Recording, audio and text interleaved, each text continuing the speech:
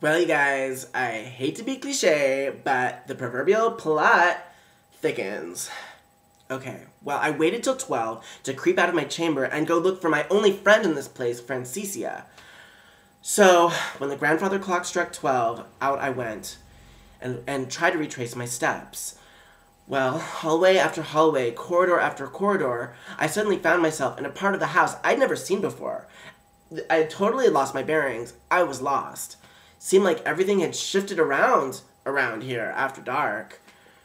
That's when I heard a familiar voice behind me. Lord Ronson.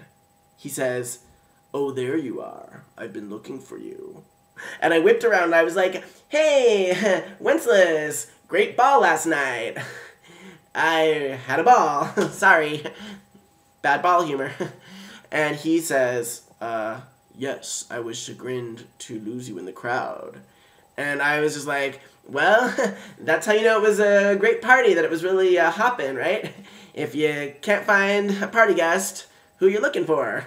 I didn't know what to say. I was just speaking faster than I could think. Well, he says, with a menacing look that I suppose was meant to be a flirtation, "Won't you join me for a nightcap?" And trust me, I would have said no, but something told me now was the time to placate my host, or my captor, which is which. At this point, it's pretty ambiguous. Well, he led me along down some more corridors I'd never seen before through the shadows, and I could see shadowy beings on either side of us disappear into the darkness as we passed. I think I even saw a few pairs of glowing red eyes. So he leads me into this dusty, musty, dark parlor, and he pours us 2 glasses of red wine out of this dusty decanter. So we sit in these high-backed velveteen chairs, and we make conversation. I mean, I let him do most of the talking. I was just trying to bide my time to look for Francicia, because she was probably wondering where I was, but by now, well, he goes on about the pheasant that Jimmy and Marisha are going to prepare for supper tomorrow, and the new gentleman's suit he's ordered that's to arrive by courier any day now, and I'm just like, okay, I'll just let you talk, man, because I gotta wrap this up. So, alright, eventually, the wine starts kicking in, and I don't know if he put a roofie in there or something, but it was doing some work on me. Like, not only was I sleepy and feeling really out of it, but I started feeling hypnotized by his glimmering seductive eyes, and really, frankly, aroused by those handsome chiseled features and sinewy lithe frame of his in that fitted vest and suit he was wearing with a gold beetle clasp. Wow, I found myself really sucked in, guys. I was in deep. That's when he made a move on me.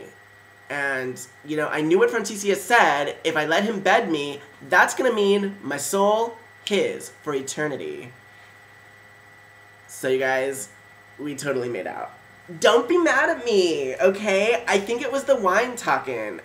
Or that handsome man that he is.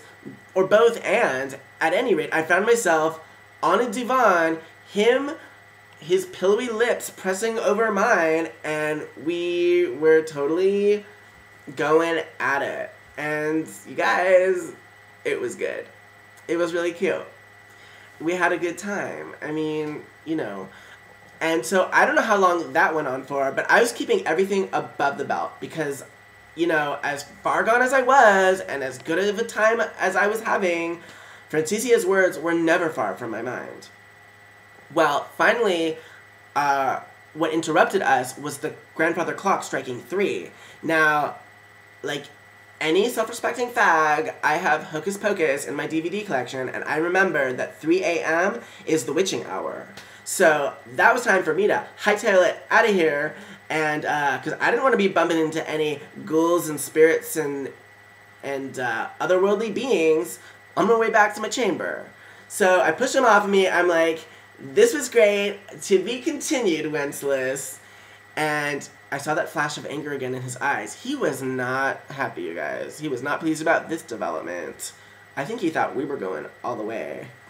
And if you've dated me, you know I do have a hard time putting on the brakes, but when it's my eternal soul at stake, somehow I found it within me to be good.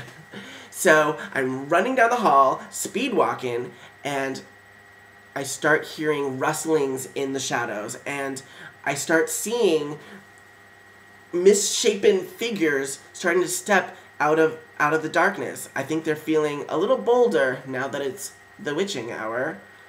Well, it's not like I had any easier of a time finding my way back this time, and soon I was completely lost again, and you guys, now I was completely frightened.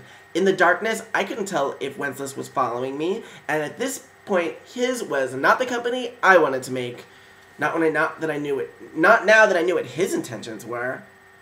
Just in the nick, Francicia appeared out of the shadows and gripped my hand in hers and led me along the hallway at such a speed. I mean, you guys, I haven't been to the gym in a little while, okay? So, like, I wasn't quite ready for that sprint, but she led me all the way back to my chamber in safety and bid me inside before, but not until she told me, "Find me tomorrow night, same time. We must find the artifact buried under the swing by the oak. It's your only key to survival, if we can bring it to Sylvie." Well, that was a lot of information to process. So with that rattling around my head, along with wine-soaked memories of this soft, pillowy lips on mine, I retired to bed. And, well, it's just a couple hours later. I can't sleep, you guys. There's so much on my mind. That kiss and this artifact. Ugh, I'm really thrown for a loop here, and I'd appreciate some feedback from you guys. Alright, you know what to do. Lates.